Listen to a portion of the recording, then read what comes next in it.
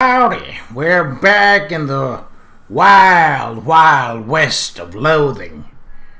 Last time we arrived at the town of Dirtwater and explored a bit around.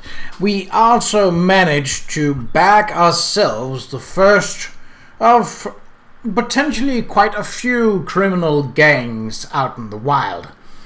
So, let's continue on, shall we? Right. Did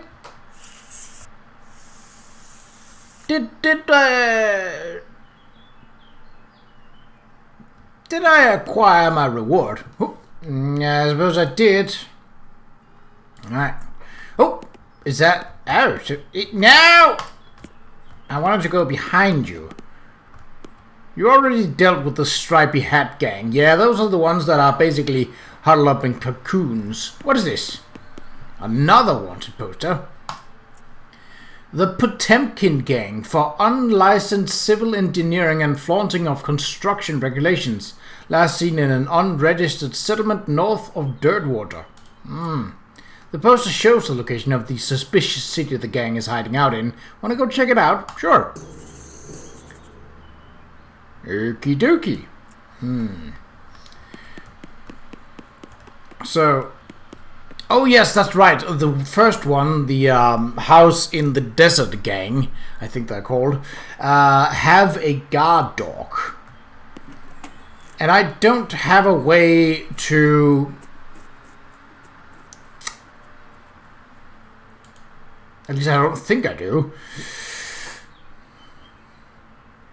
I might have something, but I don't have anything that that obvious, that seems to be like meat that would be laced with some kind of sleeping powder or something like that. So I'm also on the look for pants and boots. Yes, this entire time we have been running around without pants or boots. Oh, that's Doug Hot Dog stand. Well, that might be useful. Howdy, Doug. Well, if it isn't my savior, good old Rain. Howdy yourself. The sign outside. Yeah, I had to change the name. I tried to file a trademark, and it turns out there's already something called a hot dog. What is it? Trust me, you don't want to know. I wish I didn't know. Anyway, a single letter removed, and now I'm in business. Okay. Oh. Elegant hot dog. This is exactly enough sausage and exactly enough bun to qualify as a hot dog. It is perfectly efficient. Increasing mysticality by 6 for the rest of the day. Yeah, that's fine. Jumbo dog. A thick, sturdy hot dog for a thick, sturdy cowboy. So that's muscle. Saucy dog. This hot dog has been embellished with zesty sauce. Don't get too excited though. The zesty sauce is just regular old mustard. I don't really need that right now. I mean, it's not bad, but I don't need any of this right now. That's all well and good. Is there perhaps something I can, interact with? No, it's just a hot dog stand. That's fine.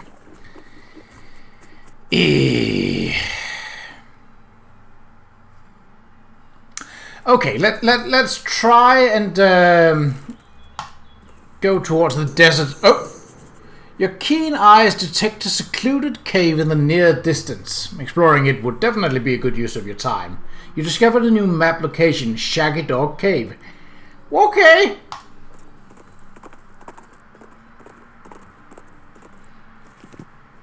Oh! Susie, it's your partner. Howdy, Susie. There's another ranch out this way. The Butterfield Ranch. Dairy farm, mainly. Alright, we can check it out. Oh, there was something about someone named Butterfield. I remember that name. Alright. I'm forgetting about anything. Susie suggests poking around Dirtwater to see if anybody needs some help. Thanks for the reminder. I don't have harvesting. Don't know if that's something I can do or if that's something someone else can do. Shaggy Dog Cave. There's quite a lot of piled rocks here. There's a plaque bolted to the cave wall here. A record of the events of the expedition to and into Shaggy Dog Cave, November 1887, as recorded by Jim Qa'Rajh. Okie dokie. Oh, wait. I think I know what's going on here. This is an entirely uneventful cave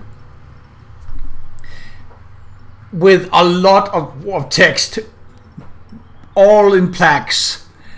And then maybe there's gonna be something at the end, but it's gonna be like extremely unimpressive. I know my kingdom of loathing, how they do that, and I can see how things are going. Like the guy is named Qa'Rajh. Okay, well, guess I better loop my vocal cords, as it were, for a bit of reading then.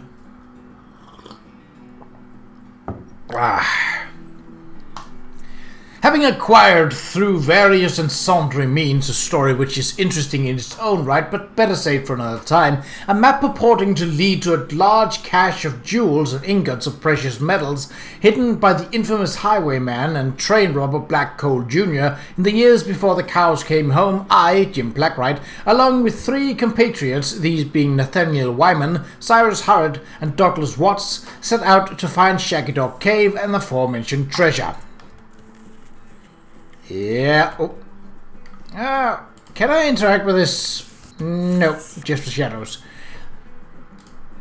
Our equipment and provisions consisted of 1 cart and a horse to pull it, 4 additional horses to be ridden, 2 shovels, a spade, a mining pick, a large coil of rope, 1 large basket of eggs, as well as an assortment of other trail provisions and cookware, my own collection of blank plaques and engraving tools, 1 large shaggy dog, and a butt-for.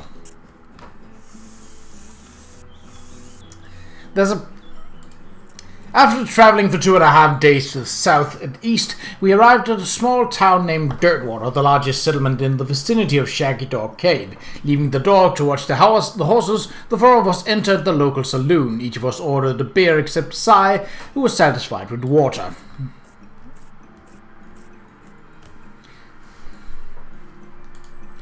The barman provided our drinks as requested, then withdrew a small wooden box from underneath the bar, asking if we'd care to witness something real interesting. Considering that we still had quite a few hours left to travel, we politely declined and asked if he knew the way to Shaggy Dog Cave. He replied that he had never been there personally, but gave us rough directions, which correlated nicely with the notes on our map.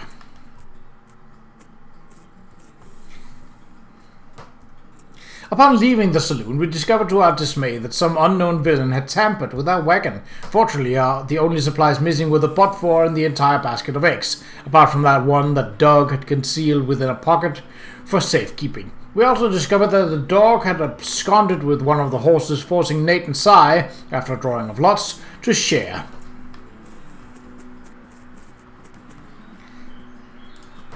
After acquiring a barrel of fresh water for the trip as well as a replacement butt-for, we headed out into the open desert. The sun shone down mercilessly upon us, though we took a small solace in the fact that it would have been far more intolerable had we made this expedition during the summer month rather than November. In order to pass the time on the trip and resist becoming dazed from the heat and susceptible to desert mirages, we exchanged stories of our youth, which I will not be retelling here for reasons of length.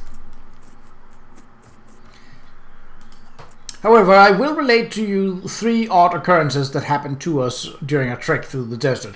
The first was 2 or 3 hours out of Dirtwater when Nate noticed a glint of sunlight upon a metallic object partially buried in the sand. This was revealed to be a brass oil lamp of foreign design and manufacture, which fortuitously still contained a quantity of oil. Deciding this might come in handy, we stashed it in the wagons with our other tools.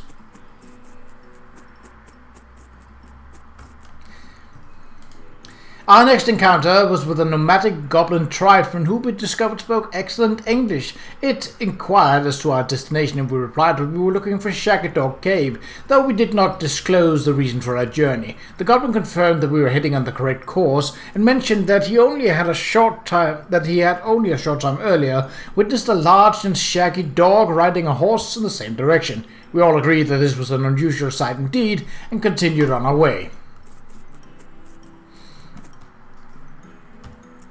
Sometime later, we encountered a large adobe hut occupied by two identical-seeming old men with wild hair and long white beards. They invited us to take shelter from the heat, which we gratefully accepted, and introduced ourselves to as hermits. This struck me as peculiar, given that there were two of them, but I felt it would be rude to question him on that point. One of the hermits confirmed that we were near Shaggy Dog Cave, and the other hermit confirmed that what his brother said was true. They also commented that they had seen a large and shaggy dog riding a horse in that direction. We all agreed that this was an unusual sight indeed.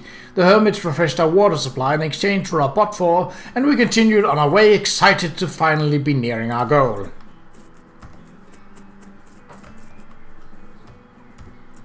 After 2 more hours, we finally arrived at Shaggy Dog Cave, carefully keeping our excitement in check. Lest we become incautious, we unloaded our equipment and supplies from the wagon and took a brief respite in the cool shade of the cave entrance. To celebrate our arrival, Doug unpocketed and shared the egg that he had saved from our basket that had been stolen in Dirtwater. Once we were rested, we decided the time had come to explore the cave.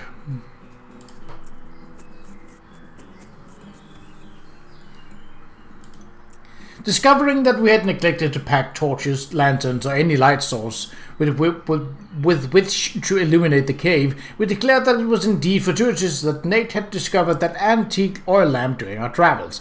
He gave the brass a quick shine and then lit the wick, and we were relieved to discover that it lit easily and provided adequate amount of light.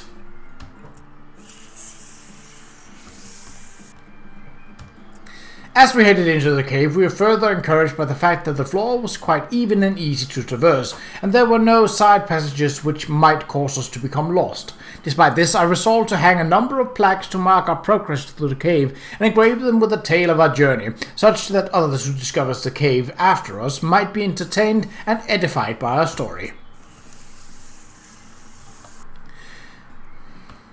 Soon we came to the end of the tunnel. While Nate, Sai, and Doug took turns with the excavation, I completed the last of the aforementioned plaques. It was a matter of perhaps an hour before Sai's shovel struck a wooden surface with a hollow noise, and we hauled a traditionally styled treasure chest out of the hole with great excitement.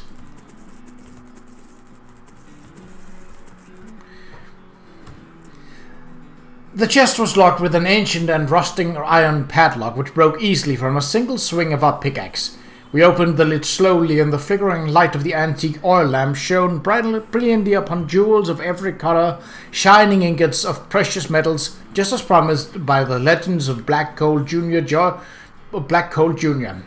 Joyous at our triumph, we loaded the chest onto a wagon and began the journey home. Thank you for reading, and may your endeavors be equally successful. Jim Qa'Rajh. So yeah, a completely empty one. So yeah, that's Shaggy Dog Cave. I know I could just go on the map, but I kind of want to revel in the fact of how long this was, like walking distance. Doesn't help with the stupid walking. But yeah, I completely anticipated this as soon as the second plaque was up. Was like, oh no. Yeah. So, uneventful, yes. But part of the charm of this game. Well, series of games, really. Oh, hi Susie. The aristocrats. What? Ah, forget it. Okay. I don't know. Well. Okay. So last time, wandering basically took us in a random direction. But let's go to the desert house, see if we can't. God damn it. Out in the middle of the desert, you find an abandoned minecart. It's sitting on a section of minecart track about 12 feet long, which starts nowhere in particular and ends even less of somewhere in particular. It's mostly full of plain rocks, not even very interesting looking ones. However, if you left without searching it thoroughly, you'd just end up driving yourself crazy later with the thought that you might have missed something valuable. And so you spend a good half hour inspecting rocks and eventually find one that might be worth something. Unrefined meat nugget. Yeah, this is exactly what I was talking about in other games, like the thought of missing something, not necessarily valuable, but definitely interesting. Okay. So we do... Oh, we are sneaking.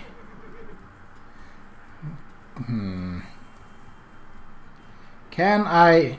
From the sound of it, you say this doghouse contains an angry dog. This doghouse contains an angry dog. Very funny. You're not going to be able to get past them without alerting the gang inside the house. Yeah, there's got to be some kind of... Yeah. There's got to be some way to deal with that dog without necessarily fighting it. But I don't have that yet. Oh, well, we have the money to buy items. Ooh. You encounter an overturned wagon surrounded by ruined books and a broken pair of spectacles. Looks like a family of especially literate homesteaders met an untimely end here. Tragic. Ooh! You pore over detritus and manage to find exactly one book that is both undestroyed and remotely interesting.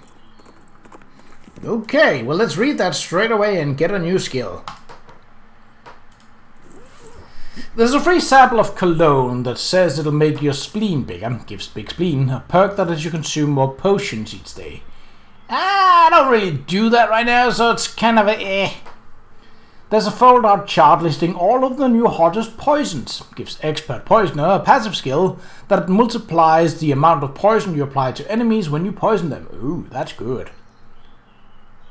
Oh, we've seen the fan hammer before. I rely quite heavily on the poisoner because that extra damage ticking down is quite useful. So, let's go for expert poisoner. You memorize the chart of poisons. Fascinating stuff. Unfortunately, you get so distracted thinking about new kinds of poison that you misplace the magazine. Ah, rats. All right. Well, I wanted to go to the shop because I believe there are tools. What? You do not have tools? Oh no! Wait, that's the shop out here in the desert. Button willows. Yes. You notice trails of burnt vegetation off the side of the trail, which can only mean one thing. A hellcalf is grazing nearby. Alright, let's see how effective the poison is. 5 damage. Ooh. So this thing must have a lot of defense then.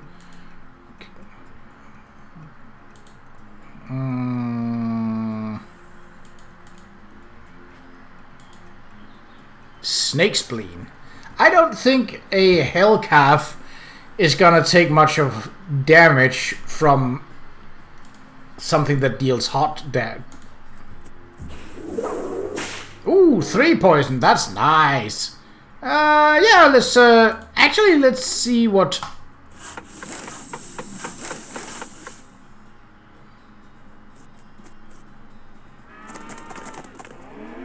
Oh, well, that is nice. Don't do that. I gotta shoot it, obviously.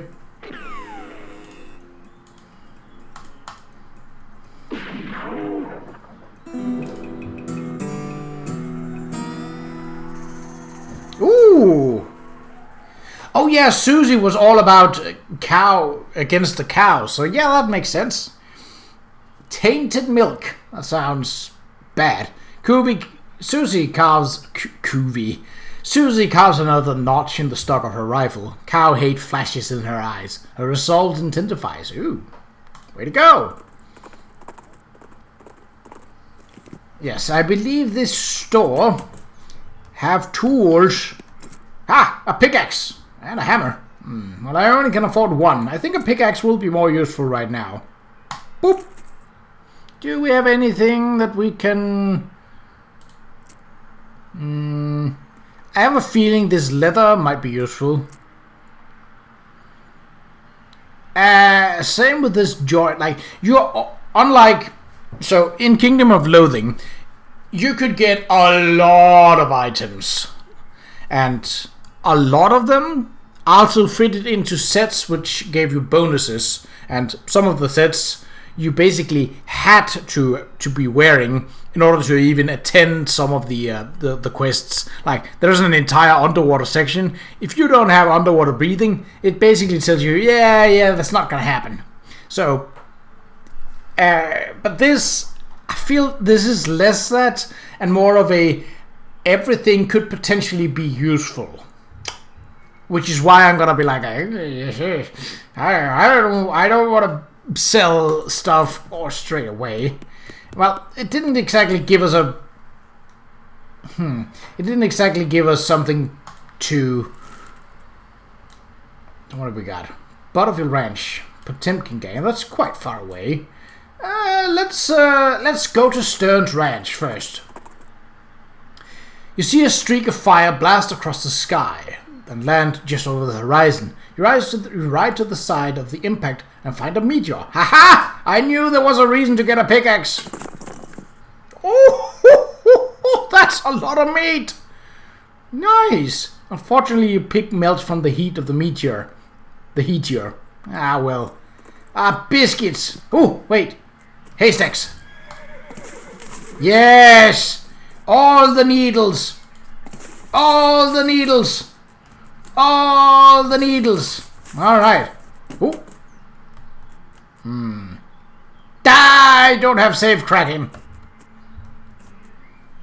Ooh. Sure. There's a weird cow-shaped stain on the wall. You have anything to say here? What in the Sam Hill? What is this cow skull painted up on the wall for? That's a little weird, yeah? Who would do a thing like that? Why? I think I know. This is a place with cows. Ha! It's a lockbox. True to its name, it's locked. Ooh, stock certificate. Hello! What is that? There's a certificate entitling the bearer to 42 shares of Littlefield Ammunition Corporation, a company based in Philadelphia. Just said it. Okay. I will do that then, eventually. Maybe. Ooh. Blackened beans. Hooray! Oh, I have the moxie. Oh, I have the moxie. Mary Stern's diary. Ooh. The first page says, in a little girl's handwriting, "This is the diary of Mary Stearns." The AI in diary are crossed out with an IA written above them. The diary starts off as typical kid stuff. You flip ahead until you notice the writing getting shakier. Found a dolly under a cactus out back, and she told me her name was Grace. Mama and Papa don't believe me that she talks. They say I got a big imagination. Grace says the cows are gonna get us, but Papa says we'll be okay, cause this weren't never a cow ranch. Grace says he's wrong, but Papa don't believe me. Grace says she can keep the cows away, but I have to play a tea party with her. Okay. I don't like this kind of tea party, but Grace says it's important to keep the cows away. Mama was sad that he couldn't find Effie. Papa said she's gone so long they could put up a cross, but Mama won't let him because she thinks she'll come back. Papa said she's only 11. How far could she gone? And Mama started crying again. I don't want to play tea party anymore, but Grace says I has to. Oh, this... Papa was out for 2 days looking for Joey, but of course he didn't find him. Mama cries so much. It's hard to tell him and Effie are helping keeping the cows away, but she don't understand. I told Grace I'm not playing tea party again, but she says I gotta. If I don't, the cows will eat all three of us. She said I either gotta get Mama or Papa to play, or else I gotta play by myself. Ooh. The toy box contains a single object, a creepy, burnt porcelain doll. Do we really want to talk to a very clearly bad doll? I mean, the counts are probably not good, but...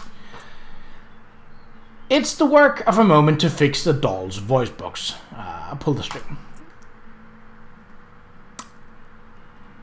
You pull the string, the doll's eyes roll back into its head, and its mouth begins to move. Hi, I'm Grace. What's your name? I'm Rain. Hi, Rain. You're nice. Do you want to play with me? Yes, let's play. Hooray! Mary used to play with me, but we didn't get to finish up Tea Party before she went away. Will you help me finish it? Surely. Hooray! The game is almost over. Mary did such a good job. The doll's eyes rolled back forward. Go downstairs and get my cup. Do you know the magic word to make the mean cow let you into his secret room? No, what is it? The magic word is peanut butter. Got it, peanut butter. You shudder as you realize that talking dolls have not been invented yet. Spooky. Okie dokie. Well, I didn't see no scary cow in the basement, so... Who? Ah, damn it, I don't have harvesting. Jethro Stearns. Who? Jethro's bones were dug up by a varmint or some other. Ooh. Where... You should call it a locket on account of how lucky it was to escape the fire. Aww. Of course we're gonna do that. Picture of Mary Stearns. Ooh. It's a photograph of a serious-looking little girl. On the back is written Mary Stearns, Thanksgiving, 1894. Sad. Oh. This flower is smoking. Ow! Smoking chrysanthemum. As you approach the grave marker, the hair on the back of your neck stands up as a voice whispers in your ear. Give it to me. Give it to me. Give what to you? The air grows colder. The picture of me. I can see it. You have it. You shouldn't look at it. Nobody should look at it. I guess you must be Mary. Why don't you want anyone to look at it? The whispering gets quieter. Anger seeps in around the edges of the voice. Because they'll know. Give it to me. Okay, here's a picture. You hold the photograph out towards the grave marker and it disintegrates in your hand. Thank you. The air returns to normal. You hope that Mary finds some peace. Ooh.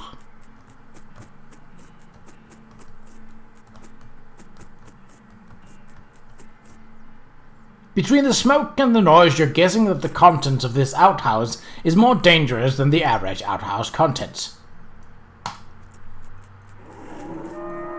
A pyrobulb. I'm gonna whip it.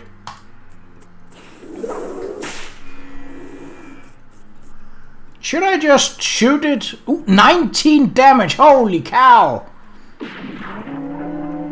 Quite literally. Oh, so every time we're facing a cow. By the soft light of fading embers, you see a glint of light from below. You hold your nose with one hand as you fish out your prize with the other. Stench damage instead of physical. Apply poison. Oh! How does that compare to my deputy gun? Lower damage, but it deals stench damage and applies poison. Poison is nice, and that is a lot of poison. I mean, my snake currently with the upgrade only gives 3, so that definitely isn't bad.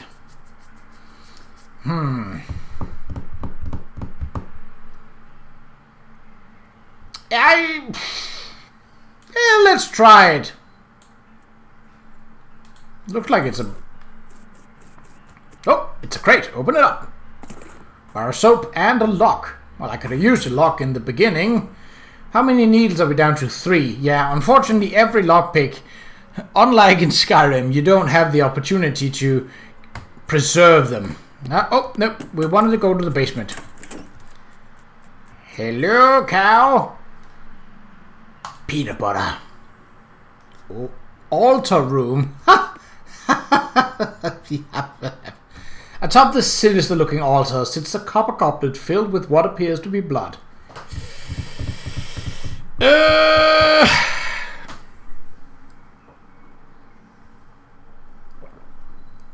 So what I'm getting, given that this was blocked away by a cow skull,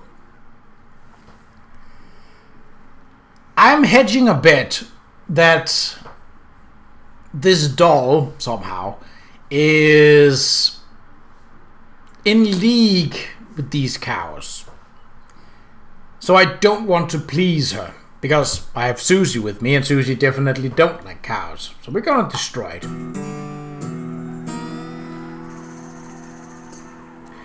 You don't know what this is, but you know it's abominable. You grab the goblet and smash it against the altar. Everywhere the blood lands, cracks appear. The altar groans as it crumbles into ruin. And how? Alright. Well, that probably means a fight.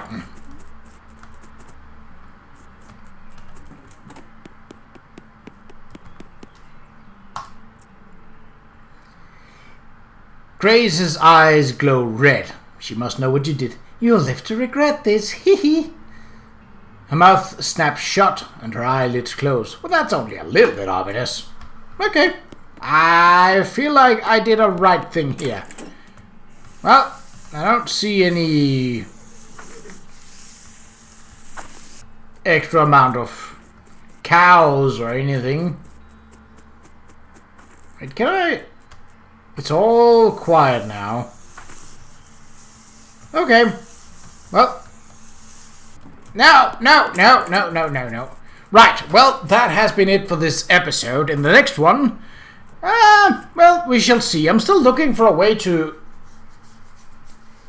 undo that dog without getting into a fight with it. But I suppose we shall find out when we get there. But until next time, take care.